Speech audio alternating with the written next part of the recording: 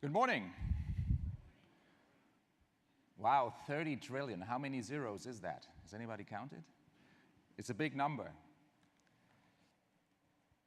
So yes, developing markets, emerging markets are a huge opportunity. And specifically for us in the research industry, because this is the rise of the consumer. And we aim to understand consumers 360 degrees. But it needs a lot of deep understanding of the local specifics. It needs a lot of understanding of cultures, of local markets, the impact of brands. And the winning formula, there is not just one. It differs not only by country, it differs within these countries, by county, by city, and I want to shed some light on that. But let me be clear, this is not about black or white. This is not about either being there or just being in the developed markets. This is truly about understanding the dilemma for every company in this industry that acts on a global footprint. So we need to bring the full set together. So emerging markets indeed play a key role. But let's also never forget the full picture.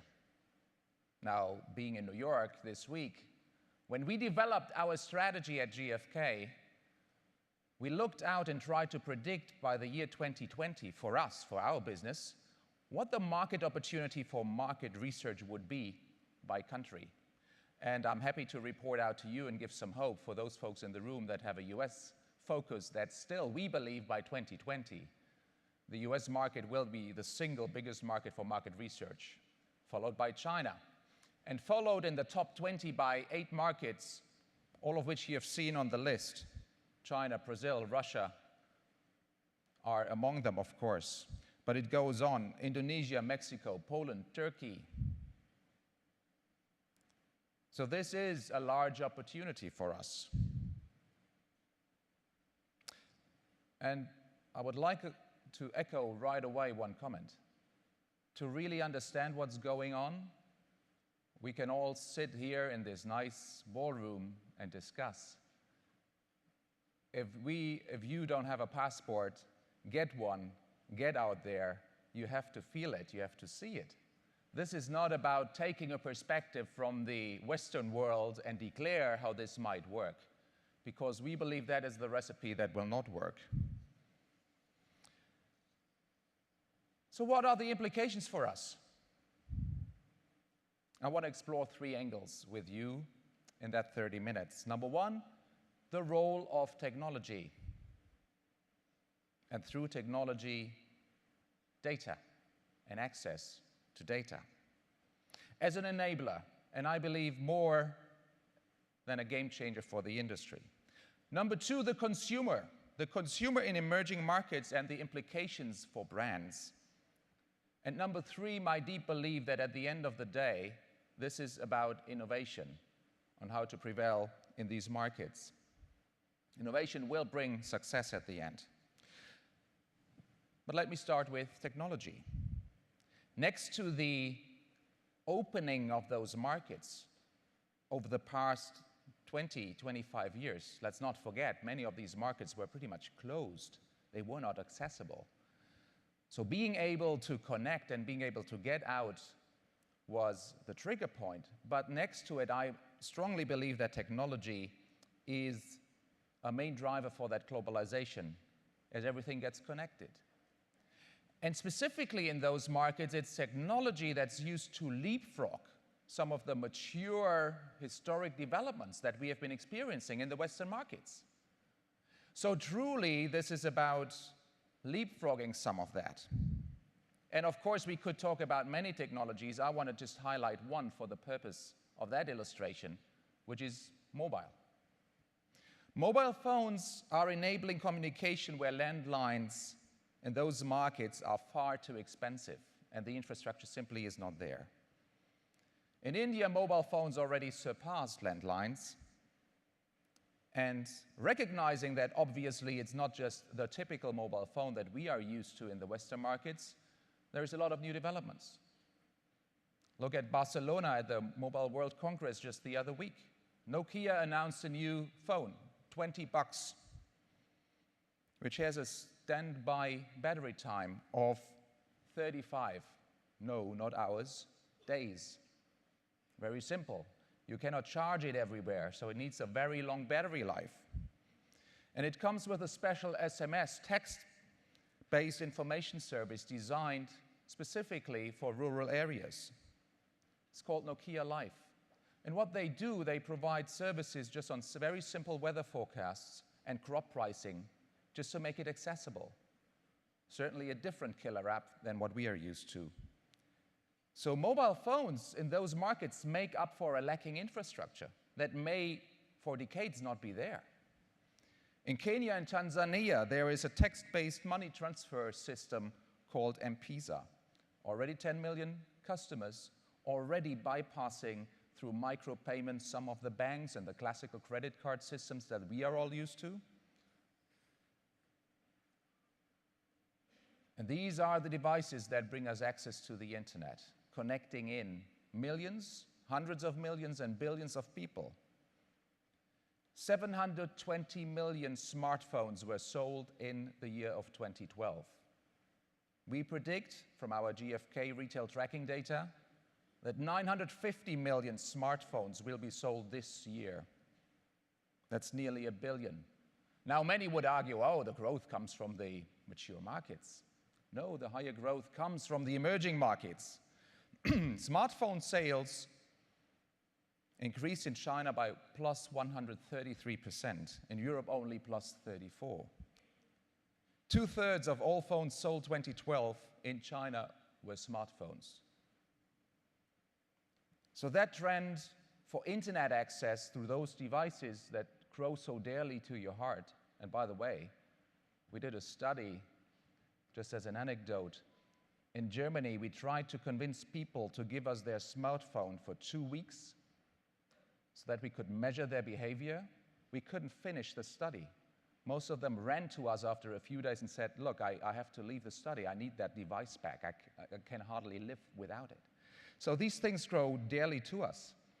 Let's look at some forecasting numbers for the year 2014. In South America, 95 million smartphones will be sold, plus 49 million feature phones. In the Middle East, Turkey, and Africa, 135 million smartphones, plus another 181 feature phones. In China, 353 million smartphones and only 20 million feature phones, plus another 134 million smartphones and 268 million feature phones in remaining countries of just emerging Asia. Look, folks, this makes the access available. And remember, this is just 1.5 years away. The implication for us in the industry is clear. This technology not only brings access to data, this brings a complete different level of speed and availability.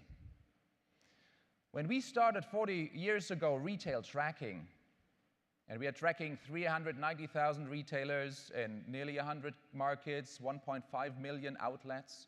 When we started that tracking of sales out data for technical consumer goods, the first reports were quarterly reports. Typical market research, right? We love to look back and explain what happened yesterday. Then we moved to a monthly report. Now about 1/3 of our clients are on weekly reports. In Tokyo, the only place we can do daily reports. But this is all old data. What happens with mobile phone tracking is we will make that data available now, nearly real time.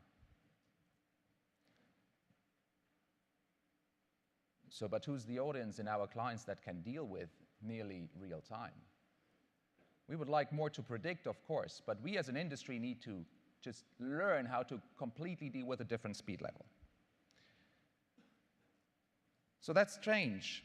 And GfK is focusing its innovation and investments, specifically also focusing on the emerging markets, on this new mobile world. The rising mobile phone penetration in vast and rural countries drive opportunities. Take India as an example.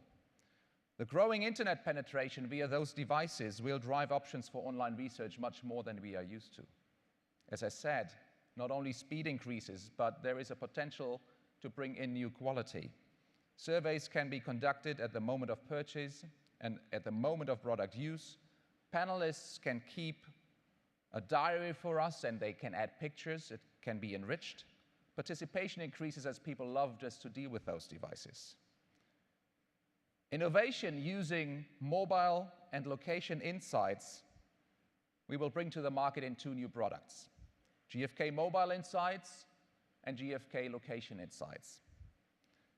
With GfK Mobile Insights, we are able to track all of the consumer's mobile behavior. What pages are visited, by what kind of consumer, how intensively they act on that, where they transact, which apps they use, and so on. Especially important, that will be in emerging markets, as that will be the main access point. The PC area there is pretty much not over, but we are jumping the curve. And with GfK Location Insights, what we are doing is we are able to track the type of consumers that visit a location. That can be a retail store. That can be a shopping mall, and so on. That can be important for transportation decisions. Where do people come from? And especially, again, in emerging markets, that is important as the retailing scheme massively transforms. New stores, governments invest heavily in public infrastructures, marketers need to plan for outdoor advertisements. We are launching this service this year in overall probably 4 to 5 countries, one of them being one of the big emerging market countries. And yes, we are also launching Location Insights in the United States, with the first commercial release being available in the second quarter, probably starting and covering the West Coast, and probably later, in the latter half of the year, we will cover the full nation. The insights provided will be a major competitive advantage as we make really that information from this new set available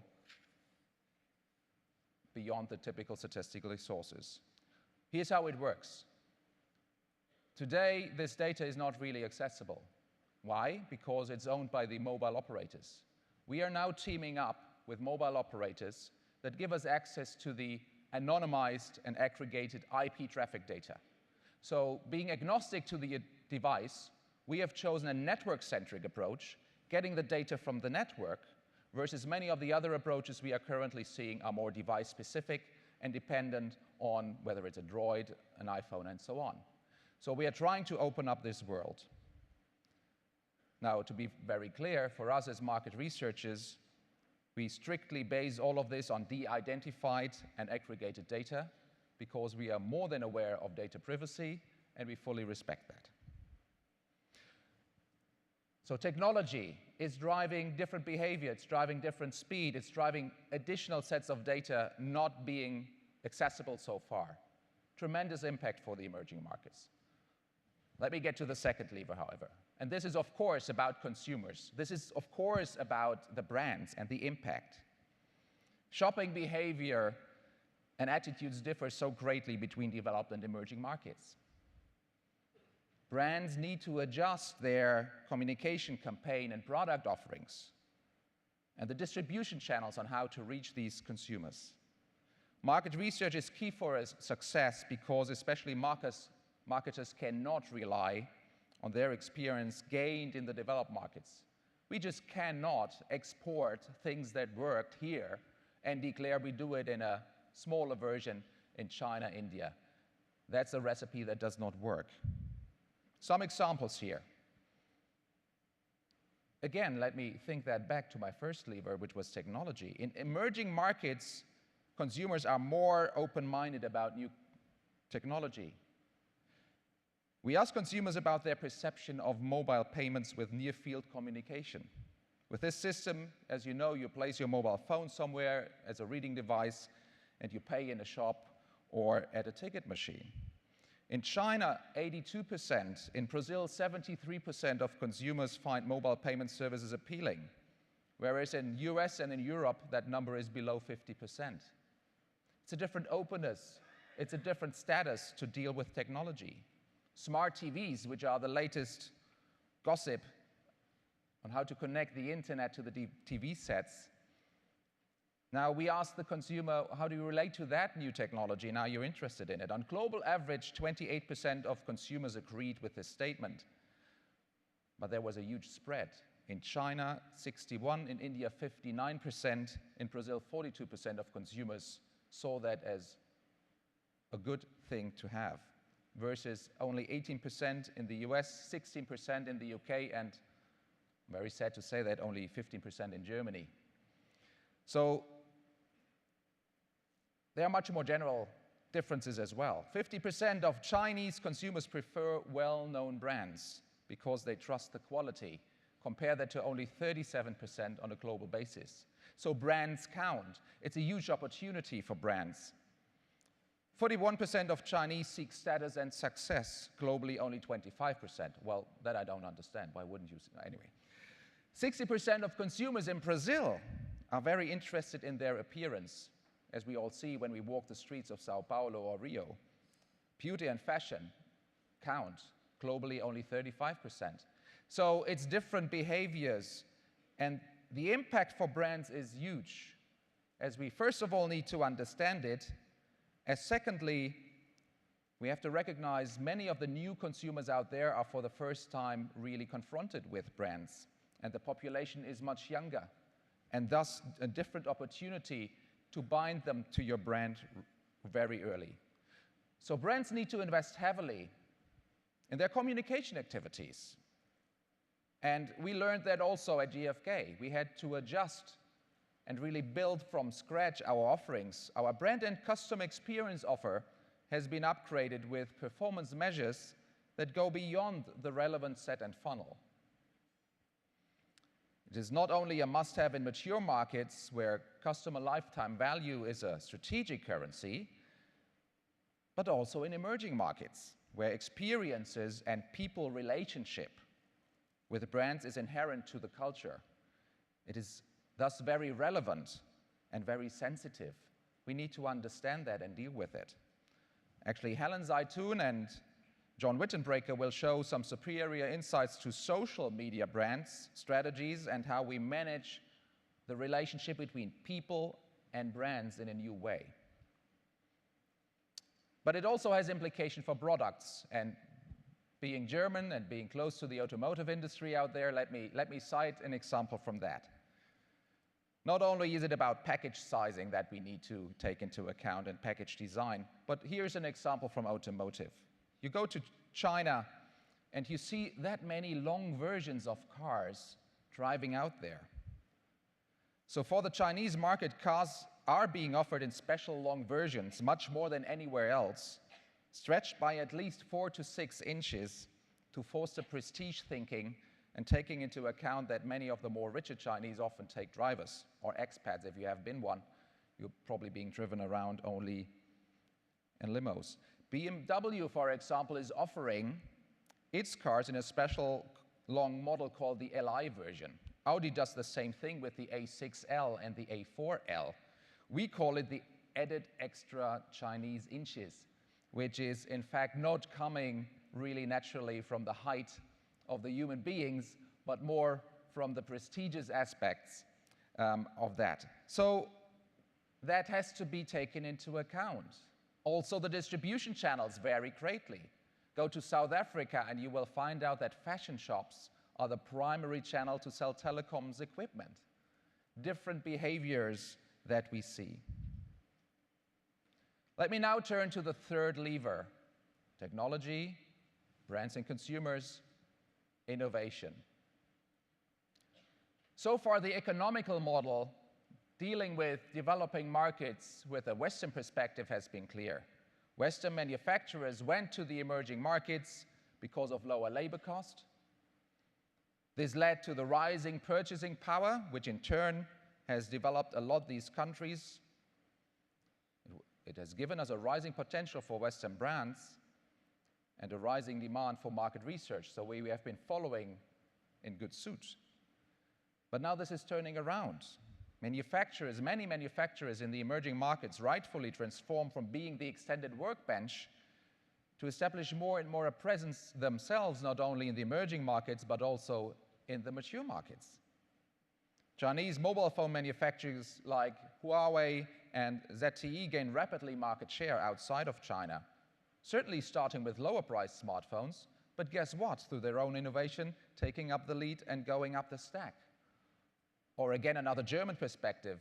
Germany was innovating a lot around solar panels over the past years. Now, they've been crushed nearly by Chinese developments in that market. So we have to rethink how that model works. Innovation will be the battleground for us, and there is just no guarantee that our perspective, looking from here to the outer world, will bring us success. This is no privilege to the developed markets. The implications for market research are clear. More and more demand for our research services will itself come from the emerging markets, and we had to expand our business globally. The single broadest contract that we won as GfK last year, in fact, was from a Chinese telecom equipment provider doing a customer loyalty study with us in 86 markets. That goes well beyond the 60 markets that we do for BMW, for example. So this is becoming a new phenomenon which we have to live up to the expectation. What do market research companies now need to do differently in order to account for that significance? Well, for sure, for us, serving global clients means a very simple rule, number one: you have to be there. You cannot pretend to globally scale if you don't have the presence. For us, that's in 100 countries now. And we have indeed looked for similarities, trying to scale out our standardized offerings while recognizing local differences. But we have to really manage that dilemma. Consumers are different, with different attitudes, different consumption patterns, and different motivations. So while scaling through those global offerings and global products, we also must provide the real insights into the local consumer behavior. So we must act like the local firm while still scaling like a global firm. And that produces tension. Research must read local consumers' minds. People respond without extremes in Asia, but with positive extremes in Latin America. The use of metaphors, of visual quadrants, positioning answers, and the limitation of scales help increase the internal validity, plus reduce the risk of data heterogeneity due to the people's education. So those markets present a great challenge, but also from a different perspective. China and India are huge, vast markets, huge socio-economic differences, differences between rural areas, as we learned, and cities. The multitude of languages spoken, local accents, translating that is just the little problem to deal with it. Take China again. We heard about the need of looking into cities. Let me give an example of what we are doing at GfK. You have 2,002 counties in the country of China. With our retail tracking for technical consumer goods, we are already tracking 1,002 counties. That does include all of the major 289 cities, of which 126 are larger than 1 million. So that's what I mean. We have to be there, and we are there, just like we are in Nigeria, but it's a different landscape. To cover the 50 cities in Nigeria, retail tracking means our people walking from wooden hut to wooden hut to track mobile phone sales, because there is no electronic interface for those retailers down there. So we have to be there. That's a huge investment. So as we gather more and more insights in those local markets, and more through other sources like mobile, in addition to the classical way, we have to face some restrictions. And you also heard that from McKinsey, and that restriction is skill and experience. We, as GfK, like the whole market research industry, as well as many of our clients, do not have the depth of industry skill and market research methodological skills. Let me comment quickly on both. As much as all of this new world is about data and technology, it is also about the depth of industry, context, and domain know-how, linking the insights with the data.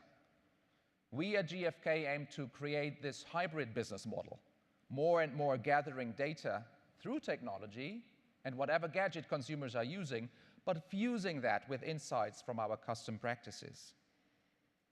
But secondly, however, we also need to recognize we need to start at some of the basics in those markets, because universities at large do not provide the same level of marketing and market research specific education as we are known to it in the developed markets. So what are we doing?